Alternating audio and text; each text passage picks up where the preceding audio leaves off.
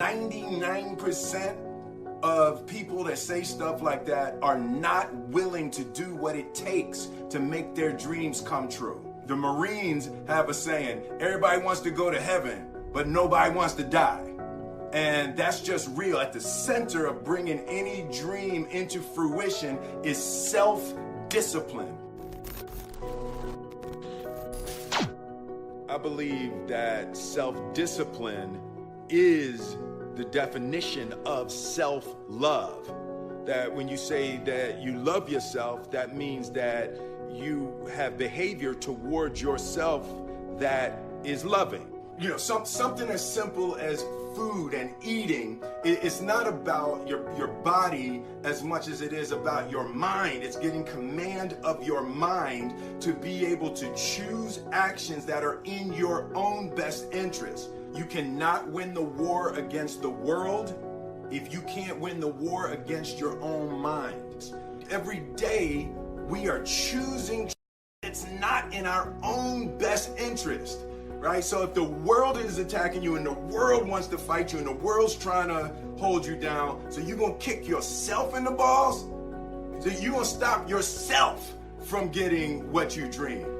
And I think the word discipline has kind of gotten a bad name. We think about it in terms of punishment. I'm not talking about discipline in that way. I'm talking about discipline in the sense that you forego immediate pleasure for the exchange of long-term self-respect. Self-love is, hey, look, I know you got a test on Monday, you know, and I know you really want to go out with your friends. It's Saturday night, you want to go out, but if you fail that test, you're not going to feel good about yourself.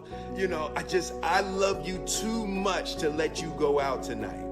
Self-discipline is self-love. If you want to be happy, you have to love yourself, which means you have to discipline your behavior. The road to sustained happiness is through disciplining your behavior. This is what I believe, and I'm willing to die for it. Period. It's that simple. I know who I am, and I know what I believe. I know who I am, I know what I believe. That's all I need to know. And that's all I need to know. So from there, you do what you need to do. It starts right here. If I don't believe nothing, if I don't believe it, then nobody will. Nobody will believe it.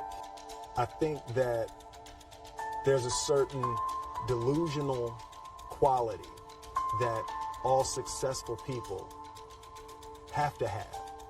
You have to believe that something different than what has happened for the last 50 million years of history. You have to believe that something different can happen. It's almost a kind of innocence. I don't want to be an icon. I want to be an idea. You know, I want to represent an idea. I want to represent possibilities. I want to represent magic, right? That you're in a universe and 2 + 2 = 4. 2 + 2 only equals 4 if you accept that 2 + 2 = 4. One thing that I truly tried to communicate in the interpretation of Ali is the complex simplicity of greatness. Yeah. And how greatness is not this wonderful, esoteric, elusive, God-like feature that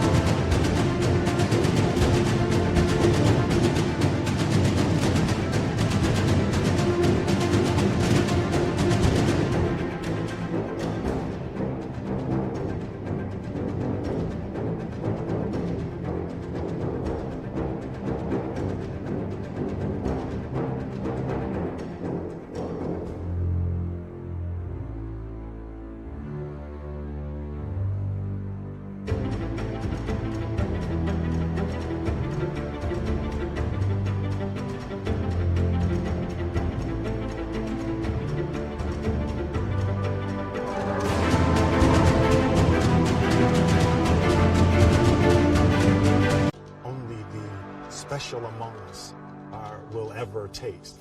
You know, it's something that truly exists in all of us, you know. And I think what happens is we make the situation more complex. You know, the normal among us, make it more complex than it has to be. Because we're looking for complexity. There's got to be something complex to understand. It can't be that easy. No, it can't be that easy. Fundamental and that big. Like there's a redemptive power that making a choice has, you know, rather than feeling like you're at effect to all the things that are happening. Make a choice. Like, you just decide what it's going to be, who you're going to be, how you're going to do it. Just decide. We tend to base our self-esteem on what other people think. And that's not really self-esteem. Self-esteem is supposed to be how we feel about ourselves. Other people's opinions is a really way to determine how we feel about ourselves. I can create whatever I want to create. If I can put my head on it right, study it, learn the patterns, and, you know, it's hard to put into words, some real metaphysical, esoteric nonsense, but I feel very strongly that we are who we choose to be. There was one concept that I would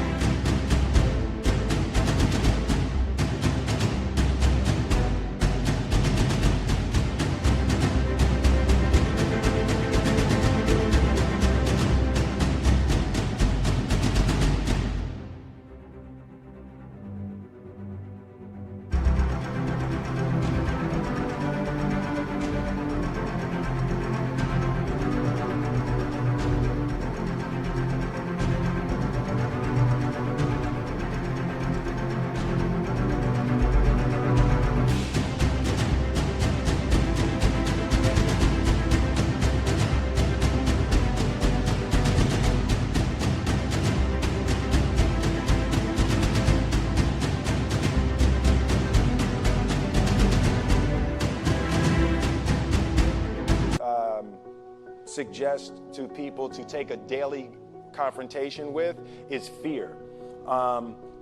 The problem with fear is that it lies. Why were you scared in your bed the night before? What do you need that fear for? Just don't go. Why are you scared in your bed 16 hours before you jump? Why are you scared in the car? Why could you not enjoy breakfast? What did you need that? The fear is fear of what? You're nowhere even near the airplane. Everything up to the stepping out, there's actually no reason to be scared. It only just ruins your day.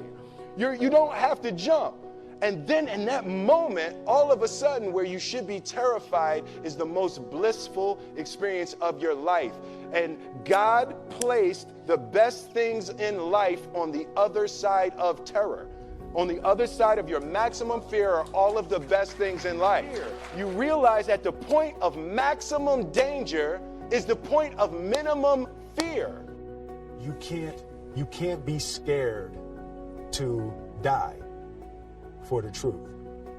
The truth is the only thing that's ever going to be constant. And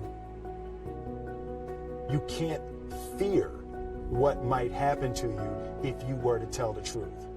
Because what happens to you if you don't tell the truth is worse than telling the truth will ever be. You don't try to build a wall. You don't set out to build a wall. You don't say, I'm going to build the biggest, baddest, greatest wall that's ever been built. You don't start there. You say, I'm going to lay this brick as perfectly as a brick can be laid. There will not be one brick on the face of the earth that's going to be laid better than this brick that I'm going to lay in this next 10 minutes. And you do that every single day. And soon you have a wall. And I think psychologically, the advantage that gives me over a lot of people that I have been in competition with in different situations is it's difficult to take the first step when you look how big the task is.